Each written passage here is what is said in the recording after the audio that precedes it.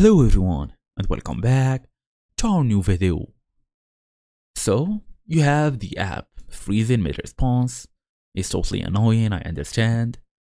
So in today's small tutorial, we want to go through how to fix the app freezing in Perplexity AI. Fast and easy as usual. Let's get started. Step number 1 or first step is to force quit and restart. If you have Android, iOS, swipe the app away. This is the simplest fix and works most of the time. So wait about like 10 seconds, then reopen the Perplexity AI.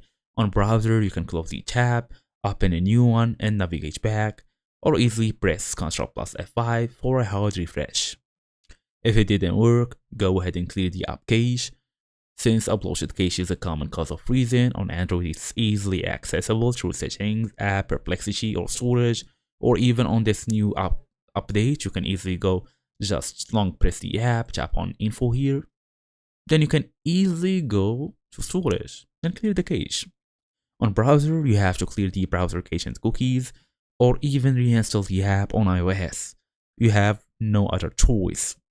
Also try to clear the long conversations, since long convo can slow down performance according to the performance guide. When a single conversation exceeds, for example 12 rounds or HK characters, it can cause client-side freezing.